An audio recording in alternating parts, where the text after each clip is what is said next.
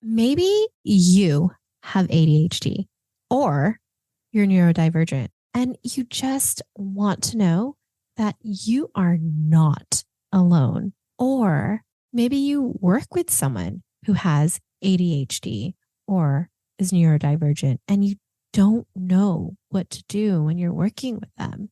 So my grandma, who just transitioned about a year ago, was bipolar. I've also been diagnosed with anxiety. And in this episode, I'm joined by my friend, client, and my own marketing strategist, Monica Schrock, a favorite here in the Color Your Dreams podcast. Monica's been here now the third time. Monica's white, non-binary, has ADHD, bipolar, and general anxiety disorder. And this is an episode on personal stories where we're going to have discussions on how to communicate, express, and work with others who may be neurodivergent or if you yourself are neurodivergent. I also want to share that both Monica and I are not mental health professionals. So if you are looking for support, we do recommend going to find your right therapist. And there's two resources. There's psychologytoday.com and then WOCtherapy.com. All right, let's get into the conversation and let's drop the beat. Legacy leader, welcome to the Color Your Dreams podcast for women of color and allies. I'm Elaine Lucartas, your host and a business and career coach that LA Weekly named the #1 thought leader and Apple News awarded one of the top 5 business coaches. So, are you going through an identity crisis in your career or life, or maybe both? Well, this is the space and place where you can take the time to reflect and redefine your own definition of success. So get ready to have some conscious conversations about all the things. Now grab your coffee, tea, or boba, and let's color your dreams to lead your legacy. Hi, legacy leaders. So we are going to try a new thing called marketing and mental health. And obviously, who would I invite to be in this episode? Because it's marketing and mental health. Well, it is the one and only Monica Schrock, my marketing strategist, who happens to be my marketing coach for my clients. Monica, welcome back again. Thank you. Excited to be here as always. And in all transparency, the reason why I brought Monica back on, we are going over our marketing stats for this podcast. And I was telling her an idea. Let's do something with marketing and mental health because everybody wants the human side. Like, I would love for you to share the behind the scenes of why you think this is also important. Yes, I'm excited. I think also like marketing and mental health are two of my focuses, but also I would say that marketing, because of the nature of it, has a lot of impact on your mental health. I know it's like something that is a real challenge for people. And I like really understand why that's a thing, and working in it. It's like, oh my gosh, it's like you always have to be on top of things. Like a lot of the times your work schedule is like not something you can anticipate. There's always like so much going on and you're forward facing. So you're dealing a lot with the public and with like the people you're working with. So it's just like a lot of stimulation and a lot of things to keep track of, and then a lot of energy that's expended. And honestly, do you really want to listen to like another strategy, like step-by-step process on what to do? No, I kind of get tired. I remember one of my clients, she was like, I love listening to podcasts. I listen to all the business podcasts, but sometimes I just need a break from it. I was like, I know. Yeah. Because then you get information overload, which is another thing. Like, I don't need information overload. Like I could just, I don't want to be like paralyzed by it. We're going to talk about it. We're going to talk about ADHD. Yes. Thank you for segueing for the segue. Into it. So we're going to talk about ADHD, whether like tips and advice on whether you have it or you're working with someone that has ADHD. So Monica has ADHD. I do not, but I have a lot of clients, friends, and family members that have ADHD. And the one thing I will say, being on the other side of it, is we all have different brains. Yeah. Even if people have ADHD, it's different for everyone. Yeah, it's a neurodivergency. Mhm. But I would love for you to share, how did you find out you had ADHD and what did you do about it? Oh, yeah. So I didn't even think about it before. It's like mental health and the challenges we have with it and the diagnosis and the like disorders. I still like I'm 36 now. So when I was in my 20s, like even still now, people don't really talk about it. It was still like a thing that it's like, oh, even if people in my family had things going on, it was like, we don't really talk about it, like hush hush, like that kind of vibe. Like no one needs to know that someone's like different or othered or, don't like to use the word crazy, but that's what people use. And so I didn't really think about it. I just went through life thinking like, oh, everyone deals with this. This is how everyone's brain is working. So I shouldn't complain or like say that I'm having a hard time because everyone is doing the same thing. So just like suck it up, Monica, and like do what you need to do. And it wasn't till, it's funny. I didn't realize I had anxiety until I saw a meme on Instagram. Hey, a lot of people have been self-diagnosing themselves Right. because of Instagram, which is not that it's bad, It's but not it's actually, great. yeah, it's not great, but it's Yeah. good because then you don't feel alone. There's an awareness. Yeah. Yes. There's an awareness. I don't recommend self-diagnosing, but it was a gateway to me getting help and being able to see someone. So I was on a plane and about to take off going somewhere, and I saw the meme and I texted my boyfriend and I was like, I think I have anxiety, and texted him the meme and he was like, you don't know that? So apparently like everyone knew I had anxiety. I didn't know. And, that was like maybe a few years ago. And I was like, okay, I have anxiety. Let me try to manage this. Didn't really know a lot about ADHD, honestly. And it's something where, right, I grew up, I was assigned female at birth. I grew up like socialized as a woman. I'm non-binary, but it shows up in us different than it shows up in men. And I think a lot of the times it's really only been communicated the way that it shows up in men. No surprise there. We are an afterthought. So once I started learning more and more from friends who were like, oh yeah, ADHD. And it's a lot of us are realizing it in adulthood and we weren't able to be diagnosed in childhood because no one talked about it. Or everyone was like, oh, only boys are ADHD and ADD. They have like attention deficit. And it's like, yeah, just an interesting thing. So I came to it, like I was learning more about it. And then my grandmother and a few cousins had bipolar disorder. And I started just like, I went undiagnosed for a long time. I remember it onsetting when I was around 25. Like I said, I'm 36. So I got diagnosed a little over a year and a half ago with bipolar generalized anxiety disorder and ADHD. And so it got so bad, like the bipolar disorder specifically, that I was just like, I can't deal anymore. And I told the people I'm closest to, like, I don't know what's going on, but everything that everyone says that you need to do to help your mental health does not help me. Like I still feel like my brain is tearing itself apart. And so I just didn't know, I was like, okay, I think I need to talk to someone. I had already been talking to a therapist, but I was like, I need to make an appointment with a psychiatrist because I have a family history of bipolar disorder. Once I started looking into it, I was like, okay, if I have access to this, I'm going to do it. So it took a few months because it was like coming out of COVID. So it took like 5 or 6 months for me to get in, which was a little rough. But just the anticipation of maybe having an answer, no matter what it was worth it for me. People are like, are you scared? I'm like, no, because at least I'll know what isn't or what is going on and hopefully have some next steps. So I went to a psychiatrist. We had a few sessions and they diagnosed me with ADHD, generalized anxiety, and bipolar 2. So that's how I came to it.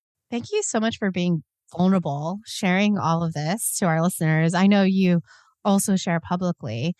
And I would love for you to share so people that don't have ADHD because, we think it's normal in our brains, right? Yeah. We all think our brains are like the way that everyone else is. Example, like if you grew up in a household where everybody was yelling at each other, aka me, right? That's normal, right? Yeah. But then I remember finding it weird when I would go into my friends' homes. I'm like, oh, they talk normal voices. But I would love for you to share, were there specific situations? I mean, you said the quote, for example, earlier, like my brain is tearing apart. Like, what does that mean? What does that feel? Can you share with our listeners? And I only say that because I am pretty sure there's people listening who might be going through the same thing as you. And hopefully this will encourage them to, I don't want to say the word take care of it, but just more awareness and more healing for them. Oh, yeah. Or be able to like advocate for themselves, I think is the Correct. biggest thing. I've shared like on my personal account a few times and people are, are like, oh my gosh, I would have never thought about this if you hadn't said something about it, and that's how I felt. Like I'm not that there's like, I'm definitely going through therapy. So there's no like anger or resentment around no one talking about it when I was younger, because I would have known if someone would have said something that maybe I'd be like, oh man, that's how I feel.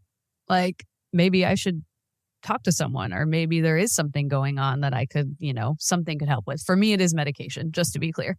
I think like the tools that I have, it started with medication. It is something I think with bipolar disorder that, I'm not a professional, a mental health care professional, but it is something that we need. I think like, I don't know if I'll ever be able to get off of it. I would love to at some point. But at this point, I'm like, I just want to feel good. So I'm going to like use the tools at my disposal. So obviously it's not the only thing. Like there are, behaviors and routines and things like, bipolar disorder, specifically with my brain tearing itself apart, is very much, it's a mood disorder. So there are many phases that could happen within that. The biggest ones for bipolar 2 are depression and mania. So these are two, extremes of feeling. Most simple way I think I can put it are extremes of feeling sad and happy. Like these are extremes. Like the depression is, everything that most people probably know it is, like feelings of worthlessness and like lethargic, no motivation, sometimes worse than that. Then the mania is very like euphoric and you're super like confident, even arrogant. You might be irritable. You might like feel like you're invincible. You are very impulsive with, things like sex and spending money and traveling and making these like last minute decisions. So, I was really good at masking both of those. So when I was going through like a manic episode, like I was really good at hiding it from people for a long time. And then, a couple of years ago before this, I definitely felt like I went through this like psychosis where it feels like your brain just like breaks, like you don't know what to do or what it needs. And then there's mixed episodes, which literally feel like your brain's tearing itself apart, where you feel manic and depressed at the same time, which I didn't know were a thing until last December. And it's like the wildest feeling ever. And I think, the hardest part is like, okay, I still have to do life. like these things are happening and I still have to market this product for a client or work at this job and be able to continue to do these things. Like everything's good, like everything's normal. And I think like, a lot of people, we go through like a version of that, maybe not bipolar disorder, but a version of having to put a face on and make and like pretend like everything's okay because capitalism, and we don't get to stop. We have to make money. We have to pay for everything to live. And, in this economy, that's not easy. So it's exhausting. And then ADHD has a lot of symptoms that, are similar. Sometimes some are a little bit similar, like impulsive decisions. Another thing is like, I think the thing people think about the most is not being able to focus. But it is really like there is a lot of that. And there's a lot of like, it takes a lot of energy to do what people would think would be mundane, easy tasks, like brushing your teeth, like washing your face, like doing these things that people do automatically that just takes a lot of energy. Like sometimes at night, I'm like, I can't do it. Like, I just can't do it. Or like folding clothes. That's the funniest, like meme I think on Instagram is like everyone who has ADHD, maybe, I don't know. I feel like a lot of us, like once you wash your clothes, like folding them, like ADHD people have this constant pile of clothes in their room. And I have since I was a kid. So that's like a flag that I'm like, I've been this way for a long time. Piles, isn't it? Isn't piles a thing too? Yeah, just piles. And you know where everything is. It's just like piles of things. But then I think that like bleeds into, if we're talking about like, a lot of what we talk about the human side here, but also like we're having our own businesses or we're working at an office. And these things like bleed into that, where it's like, like you were saying before this, like multiple tabs, like so many tabs open, which I think like. Oh, yes. So we need to kind of, well, before I go there, I just wanted to say we are obviously personal friends. I would think so, Monica. Yes, right? yes. I just needed to record it so that it's official on the podcast. Amazing. But when you're talking about bipolar, my grandma, as you know, is bipolar and schizophrenia. So when you're talking about the episodes of depression and mania, I just remember seeing that. And that is like 2 generations above us. And it was just so... My grandmother too, who was on lithium and in and out of like And just nobody wanted hospitals. to talk about it. And my grandmother raised me and my brothers as my parents were working full time. And Yeah. we never talked about it. It was hush hush. Always. Yeah. And it's Or we just pretend like it's something else. and I'll be honest, I do have regrets that I didn't stand up or say anything. And I majored in psychology, in college. But I don't think But I you was didn't know.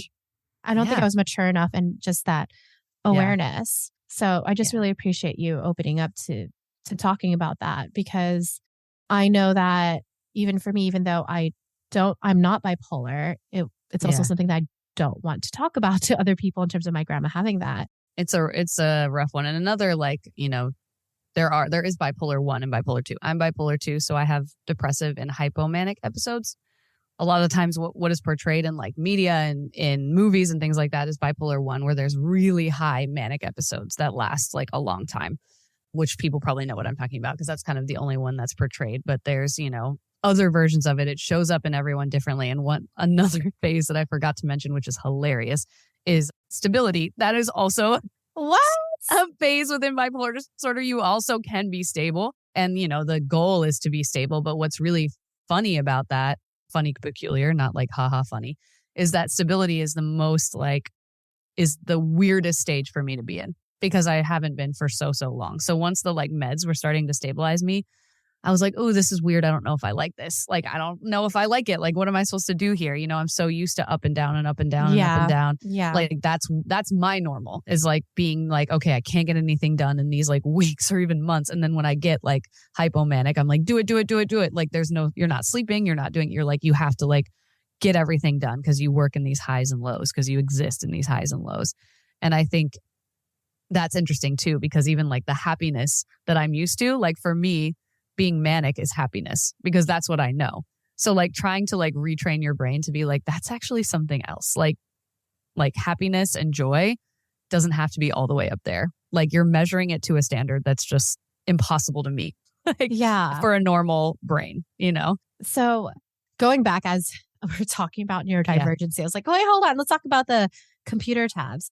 The computer tabs. Was it Zendaya that said my brain's there's hundreds of computer tabs open and there's music playing in the background. You don't know where it's coming from.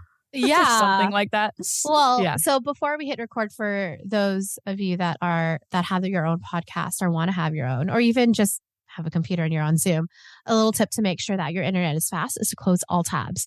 So before hitting record on this podcast, I told Monica, oh, just a reminder, let's close all the tabs. Yeah. And I joked around because I figured everybody does it. So my bad for making assumptions that everyone does this. So I apologize publicly. I think a lot of people do it. I know. I was like, well, I have a billion tabs, so let me go close it. And Monica shockingly was like, I don't. I'm like, what? Who are you? I know. And I made a comment to you before we hit record. I'm like, oh, is this an ADHD thing so that you're not distracted? So go ahead. Let our listeners know what you shared with me. So I think part of this journey also, when you know what's happening, is to try to manage and mitigate those symptoms, right? So you can't just take meds and I mean, you can if you want, but meds don't generally fix it all. For the bipolar disorder, I need to figure out what triggers me into those episodes and pay attention to that. Because it's not just you have a depressive episode and then it's hypomanic and then it's still stable. This isn't a pattern. It's whatever's triggering me in my environment is what happens, right? So it's looking at those things. And then for ADHD, it's okay. I think the biggest thing is not shaming myself for because, oh my God. Oh, no, hold on. Let's say that again for the listeners in the back. Let's not shame ourselves for it because honestly, the thing why we feel bad is because capitalism is you're not as productive as you should be. And that's the same by productivity. And a lot of a big symptom of ADHD is you do a to-do list, you get one thing on your to-do list done and you're just oh. I've been so productive. And to someone who is not ADHD, they'd be like, what are you talking about? You did one thing. But the amount of brain power sometimes that it takes to do the one thing or the thing you've been putting off for months, that's another funny meme where it's this thing I've been putting off for months that took me 5 minutes or whatever. And it's just the fear and the shame in your mind where you keep putting it off and then you keep shaming yourself for it so much so that you don't do it. It's this cycle. Oh, it's the worst. It's this, why am I like this cycle? So it's thinking about the ways that that doesn't happen. For me, if I need to focus on something, if I need to do something, I'm like, today I need to do this. I'm talking about work for the most part. Like today I need to do this to function in this hellscape. Yeah. I'm like, cool. I can only have that one tab open. Because if I have other tabs open, I'm just going to switch and like distract myself and do a lot of other things. Do anything besides the thing that I'm needing to do. Literally anything. And that's another ADHD thing. I will do all the things. I will clean someone else's house. I will like, except for that thing that I need to do. It's really frustrating, but I think it's really important to like not shame ourselves. So that's like something that I do where I'm like, I need to do this. There is nothing else open besides the thing that I need to do. I will always have something in the background. I don't know if you're like an ADHD person that has to have background noise. That's me. So I'll put a show in the background that I've watched like a million times. Like 30 Rock is my show to put in the background because I don't have to pay attention, but it's there. It's the like noise that can like, you know, keep me feeling like comfortable and like secure.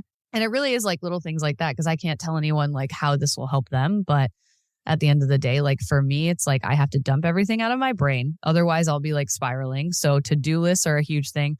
Prioritizing to-do lists are a huge thing. Because it's not just like I write this huge to-do list and then I'm overwhelmed and then I'm paralyzed. Yeah.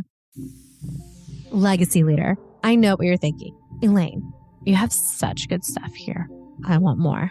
So if you want more tips and advice for your business, career, and life, sign up for my Gifts and Gifts newsletter at elainelu.com/join. That's JOIN. And here's 3 things you'll get when you join because I'm like Santa Claus. I love giving. Number 1, funny gifts because who doesn't love memes and pop culture references? This newsletter is so fetch. Number 2, receive actionable gifts. That's business, career, and life tips that you can start doing today. 3rd, the gift of me. Not only do you get my wins, but also my failures, my reflections. My Gifts and Gifts newsletter is like an up-to-date diary. Think Zanga or Life Journal for my fellow millennials, where I share vulnerable stories, relatable mistakes, and important life tips like what to watch on Netflix, like when's the next Bridgerton season. So if you're ready for those fun gifts and actionable gifts to create a more sustainable life, then join my newsletter at elainelu.com/join. That's JOIN. All right, let's get back to the episode. I think we talked about it in one of our episodes. It was the one that we did with Juliana. I'll put it in the show notes. Yeah. But I remember I was talking about like, yeah, I add things to my calendar. And then you called me out. I was like, Elaine, that doesn't work for everybody. I'm like, oh. Yeah. But, you know, we have that type of friendship. So we do. We do. But you're like, you mentioned to me and you called me out and you said, my brain doesn't work that way. And I was like, and what you shared was that the to-do list. And then what is the top 3 or top 1? And what's interesting, and I want to say publicly, I apologize, Monica. 1. No. And 2, thank you, because I do have clients that have ADHD. I've shared with them like, well, I give a warning or a caveat with them. I was like, hey, do what works best for you. So this is what works best for me is I block things out. Each day is structured like CO Mondays and then Tuesday to Thursday are calls. Fridays are my creative days. Right. Yeah. That works for me. Yeah. And what I notice is when I would recommend that to folks who have ADHD, that doesn't work for them. Like, but what works is your strategy, Monica. The brain dump and then let me prioritize. Like what's the top 3 or 1? And that's all I need to do today. Because some days it's like if I'm in a huge depressive episode and like my anxiety is bad and my ADHD is like flying because of that. Like I'm like, my only to-do list today is to get through the day. Hopefully another thing would be if there's something due, I can get it done so I don't get fired or I don't lose a client or something like that. Like I do have to prioritize like, you know, money sometimes, you know, because that's just what it is and you have to push through. But I think, I was like, when people are like, oh, just block off 2 hours and do all your content for the blah, blah, blah. Like I can't do that. I also can't do that. It's just too much. But even what you were saying with the day themes, like I have tried it before. Like people say that and it sounds like a great way to schedule your life, especially as an entrepreneur. So I'm like stoked that it works for some people.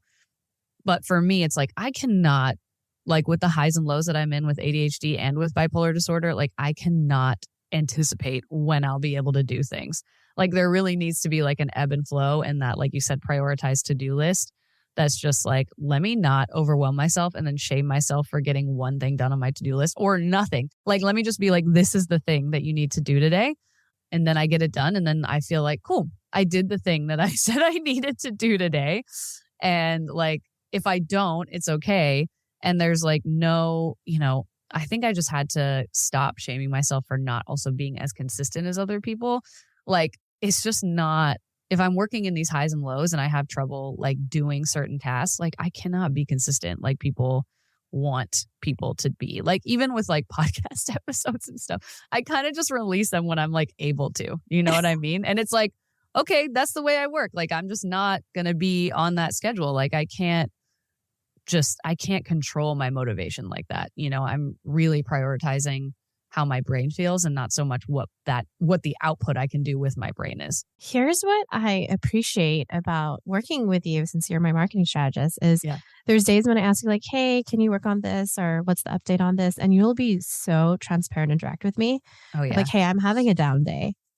Yeah. Or I need a couple of days. I'm like, okay. Yeah. And then I respect it. So another question, and it's more so for people who may work with others that have ADHD, but they don't have it, right? Yeah. Is what advice would you give to them?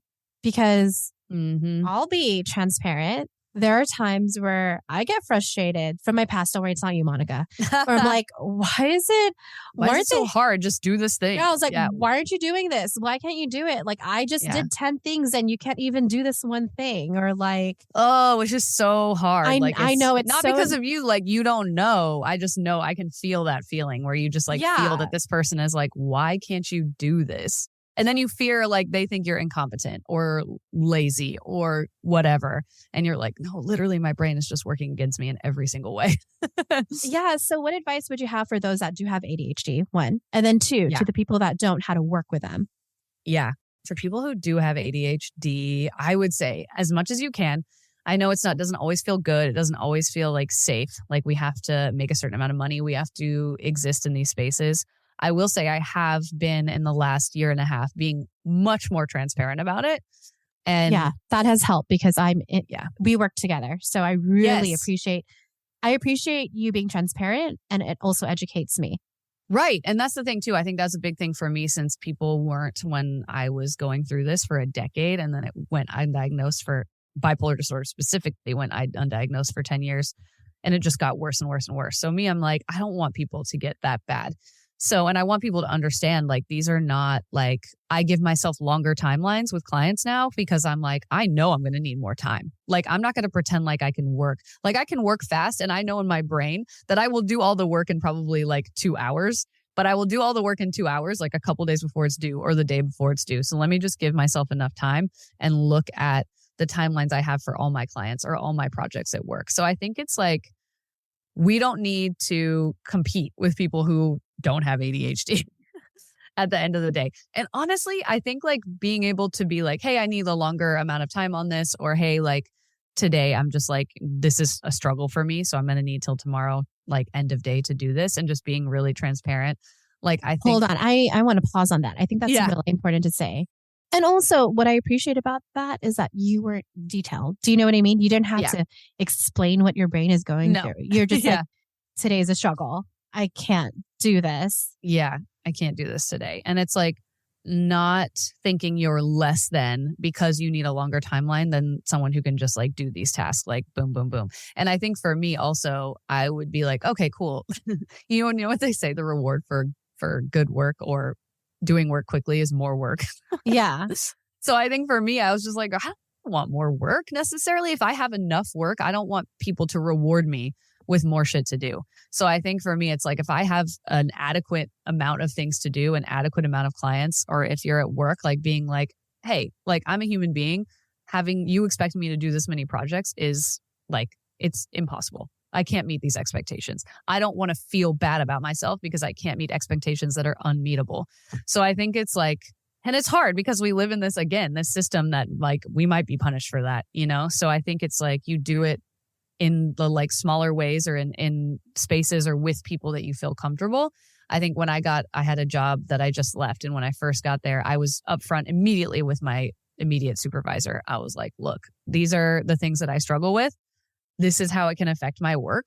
And, I will be transparent with you, but I want you to know that this is like these are serious things that I deal with on a daily basis. And I think like that definitely primed like me to be able to tell her like, I'm going to need more time for this. And with clients, it's like so much easier for me to do with clients than it is to do in an office job. Cause I can just be like, cool, I need this amount of time. Like, and then I'll like update them. Hey, like, I've gotten this far, but I just need a few more days. Like my brain was not in the space to do this analytical work. So give me a few more days.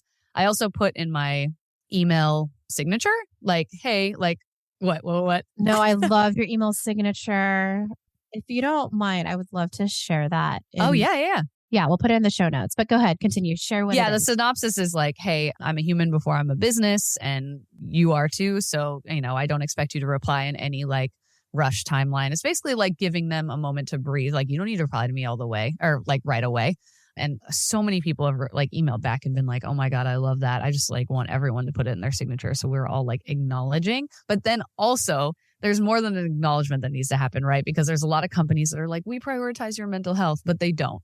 So I think, it's, some of us are going to do the labor and I'm happy to do it, to be like, yo, like, this is not okay. Like you say you're prioritizing this, but you're not actually thinking about that when you're giving me projects or timelines or all of these things. And it's like this fake urgency that we all know exists because of capitalism, but like pushing back on that fake urgency, the false urgency, man. And, I read in a book, and honestly, I started reading this book. I don't remember what it was called, but I could probably find it. I think it was like Nobody's Normal or something like that. And they were talking about why these disorders exist. And it was like, oh, capitalism. They just, they had to put people in categories because they're not good workers. So then these disorders came about. So then you're disordered because you're not a good worker. Your productivity does not like stay consistent. And I was like, oh, that's all I need to know. I'm only bipolar because my productivity is impacted by it. Yeah. I mean, I forgot the book, but I was reading a book and, technically you're still living this industrial revolution era, right? Yeah. Where it was created in the 1920s by the Ford company. Thank you, I guess. Where humans are treated like machines in factories to do one task over and over, not just for 8 hours, but for 12 hours. And then when people from other countries visited this factory, there was like articles written about like they're treating these humans like machines, like that they're just doing day by day. So and then computers came around. Yeah. And now we're expected to do not one task over and over again for the whole day and try to do as much as possible, which is terrible. We're expected to do like tons of tasks at the same time and keep up with communications platforms and be available all the time and be able to be contacted all the time and be super fast to reply. And all these things where it's like, no way could this be like helpful to anyone's mental health. But when you have something like ADHD or bipolar disorder, the shame that is internalized because you can't do those things and you put off a task or you can't reply a day because your low is too low, and then you're like playing catch up and it's this constant like roller coaster of like feeling bad about what you can't do. And so instead of feeling good about like how your brain works, because there are positives. And I think that's something that I'd love to like end this episode on is like, there's nothing wrong with how our brain works. I think it's like we live again in this like societal expectations that we all should be able to put out the same amount of productivity. But like it's a struggle, but I don't dislike how my brain is. Like, I think it's a part of me and it's a great part of me. And I, left a job recently because I want to make sure I try to support my brain as much as possible. And I have the ability to do that because I've been freelancing for 15 years that I can kind of like explore what that means to me. But I think there's ways that we're really creative. There are ways that we like show people like that certain things are possible, that, that there are so many great things about having ADHD or bipolar disorder. And then once you can manage it, there's like a lot of, the beauty is in our differences, I think. So I think it's a really good thing to also acknowledge that we're not worse at things just because we experience these things. We just do it differently. And sometimes that's hard, but also it's like really beautiful. Did you just have our listeners fall in love with you? I don't know. This always happens. Let me complain about Monica.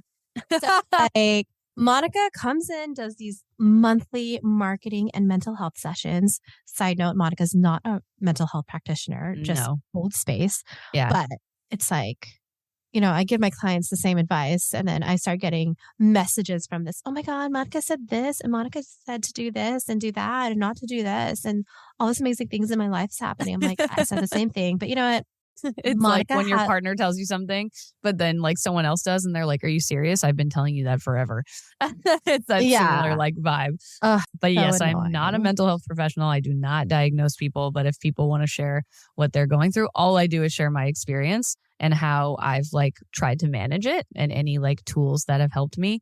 So I love doing that. And like I said in the beginning of the episode, marketing's hard. It's a lot of energy and it's Hmm. something that has to be managed. And I think why I like doing those sessions with your clients is because like I think the expectation is that you have to do everything, which is impossible. So it's like being able to look at I what's working and know. what you might want to like explore without totally like shattering, your well-being or your mental health because you already have a business or you're already like in a career that's taking up a lot of your time. So I think for me it's like a real honor to be able to help people do marketing in a way that more supports who they are in their mental health than like tearing it down and making them feel so overwhelmed. Yeah. So if you fell in love with Monica and you also want to work with me, we actually have a container with my Clear Dreams Inner Circle. And you could schedule a call with me at elainelu.com Yeah. /call, Do it. CALL. Working with Elaine's amazing. We're going to have a session after this. I work with Elaine too, and I get to be Yeah. coached after this. So it's very exciting. Anything you want to share on both sides of being a client, one, and Yeah. two, why you love holding space for others when it comes to marketing and mental health? Yeah. No, I mean, I think like, I used to think that that wasn't my thing. I'm like, I'm an implementer. I'm a worker. Like that's what I do. And then, a couple jobs ago, they encouraged me to apply for a manager position. I was like, that's not, that's not me. And I did. And I was like managing or had 4 people directly reporting to me. And like my job was basically to hold space, right? I mean, I would chip in when things needed to be done, but really like being a manager is a very human thing. Like if you are actually able to be a manager and you don't have a whole job and you're like managing Mm-hmm. people on the side, which is wild. But I think also I before that I took a trauma informed space holding certification and that helped so much where, you can like think about how you're impacting people and not give unsolicited advice. People are listening to this podcast because they knew I was going to give advice. So, but like being able to hold that space. And I think I love doing that with your clients because I get to do 2 of my favorite things, hold that space and, try to make people feel like seen and heard as much as I can and give marketing advice, which is one of my favorite things to do. And then working with you as a client, I think like I've said this before, you've always respected who I am, even when I was like, you knew me when I was like going through all of that stuff before I was even diagnosed. And I think it was always like, if I was like, I don't feel comfortable doing that, you're like, okay, let's pivot to another thing that you do feel comfortable. It wasn't like, well, if you don't do this thing, like you're not going to be successful in your business, like that kind of thing that some business coaches can do. It's just always been like, you respect who I am and what I feel comfortable doing, but you also challenge me a little bit in like a really supportive way. So I think, and then of course, great strategies, you know what you're talking about, but that's like to me, strategy, like we were saying at the beginning of this, like we all kind of know what the strategies are, right? So being supported by a coach there's other elements to that. And I think a lot of it is the human element and the like, okay, Mm-hmm. accountability and the someone like really like seeing you and paying attention to your needs and how you can show up in your business or career. Yeah. Remember, we're humans first, not machines. And we Yeah. have agency and choice. Yeah. And I also took a trauma informed certification. And whether you have ADHD or not, when you're on Zoom calls with colleagues or with your boss or even your clients, just Yeah. remember you don't need to have your camera on. So Mm. even one of the things I've implemented in my business, and we have it in our reminder emails, like don't feel forced or pressured to have your camera on if you don't feel Yeah. like it. And no pressure to join the office hours calls too if you don't Yeah. want to. And if you work at a place where you do have to have your camera on, I'm so sorry because that's so frustrating. Like a Yeah. job or something. I've definitely been in situations like that where I'm just like, okay, so I can just be feeling like garbage and I still have to like have my face here with everyone. Basically, when I haven't worked for a job since pre-COVID, but I remember when I would be on my period, I'm like, I probably look like a bitch right now. You're like, how's it look? How am I looking right now? What's my look on this call right now? Not being able to hide stuff. But if you want to work with both of us, go to schedule a call with me because I'm going to honor Monica's boundaries because she doesn't like talking a lot. I do. Yeah. I just switched on my website that just to contact me via form because I'm like, I don't want people just randomly booking calls. But that's like me, right? It's just like, I'm like, I want to see what people are interested in and then we can jump on a call if it makes sense for both of us, Yeah. So go to elainelu.com/call. So let's end the episode. I was like, let's try to do it 30 minutes. We're close. What do we do? 40? Yeah, probably. It's fine. It's fine. I would love for you to share 2 action items. One for those who have ADHD. Yeah. And maybe it doesn't have to be like an action item to do. Maybe it's a reflective question. The last piece of. Yeah. And then for those that do not, advice for them if they have family members or are working with people that have ADHD or a neurodivergency. It doesn't have to be. No, that's totally. So if you have ADHD, I think just try to not feel bad about not getting things done. If you're going to, like for me, it's like if I know I can't get some things done, I'm going to go do something fun, or I'm going to go watch something I want to watch, or I'm going to read some comics, or I'm going to go outside and I'm going to be like, cool, I know this is going to help me. So I'm not going to feel bad about not doing this thing. I'm going to go enjoy myself and come back and hopefully have some energy to do it. So I think it's like removing yourself from the thing that you're just agonizing over, going and getting like some energy, anything that gives you energy and coming back to it, and not like a lot of times we'll be like, I need to rest. And then we'll spend that whole time being anxious and feeling bad about ourselves and guilty. So I think like that's easier said than done, but I think it's a big thing for me for sure. And if you work with folks with ADHD, I think, it's just being a little like aware and not being like judgmental. I think being curious over judgmental, I think is the biggest thing. Like if you notice that it's harder for people to do certain tasks, you could be like, hey, how can I support you? It seems like that this might be a challenge. That question, actually. Yeah. Okay, sorry. Can you repeat? I think it's important. Can you repeat that script? I also understand I cut you off, so I apologize. Oh, no, it's okay. I think like, it's, being like, hey, I've like, is this project a challenge for you? Like, how can I support you? Like what makes the most sense for you? And I think just asking questions and not being like, why can't you do this? But just being like, hey, I've noticed this has been a little challenging. It's been on your to-do list for a while. Is there something about it that is like that's making you stuck? I think it really is just. I love that. Things. Yeah.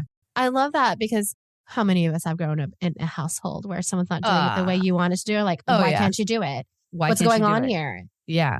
Right. Yeah. And then it makes you feel stupid. Yeah. As opposed to, hey, I see you're struggling with this. Is there anything I could support you in? Yeah. Or do you need more time with this? Yeah. Is more time all you need? Is there something else you don't have or you feel like you're missing? Or is this just something now, like after this time, that you feel like you're just not interested in doing? And I think it's important too with people who don't have ADHD to realize that doesn't mean everything needs to fall on them. Like you don't need to just like take everything off of someone's plate. I think it's just about being understanding and being like, cool, what's a timeline that makes most sense to you? And just like, and then the ADHD person taking that timeline seriously. Because that question, what's the timeline that works for you? Yeah. The reason why I like that is because, like I said, I have clients who have ADHD. I'm going to start asking that. Yeah. As opposed to deadline. Like have them choose the timeline. Have them choose the deadline. Like if you're like, this is the latest deadline, is this okay with you? Or do you think you could get it done sooner? Like, I feel like I would usually choose the latest one because I know myself. But there's agency and choice in that. Do you know what I mean? Definitely. And you're not putting that person in a box. Definitely. And I've done that with a current new client where I was like, okay, I'm going to really be mindful about the timelines that I tell them I can do things on. And I just like really stretched it out. I'm like, that's just where I'm at. I'm also burnt out from leaving a job. So I know like I need more time in general right now because I'm going to be like, oh, I'm out of this job. Like I'm good. I'm actually like back to 100%. No, which is also, a mistake by me. And I'm like, kind of right now being like, cool, you're still burnt out. So let's make sure that you're not adding a bunch of stuff to your plate, including socializing. Socializing should be our next episode. Yeah, that's going to be our next one. So if you loved this segment with marketing and mental health with Monica, actually send Monica a message on Instagram because they're active. What's your Instagram? My Instagram is money, like Money, Schrock, Schrock. Yeah. So message Monica. I'll add their Instagram account into the show notes, or message me on Instagram. I'd love to hear from you for sure. I love talking about this stuff and just sharing my experience, like I said. So for real, if you feel inclined to chat about it, please message me on Instagram. Thank you. Yeah. Well, hope you loved Monica, but don't forget, I am the host. Monica's just. I love you. I love you. And monthly, maybe. But if you really love it, send receipts to Monica on Instagram. Yep. So we could continue doing it. Thank you so much, Monica. Yeah. Thanks for having me. I hope you found this episode helpful, whether you are neurodivergent or not. Also, I want to remind you, we are not mental health professionals.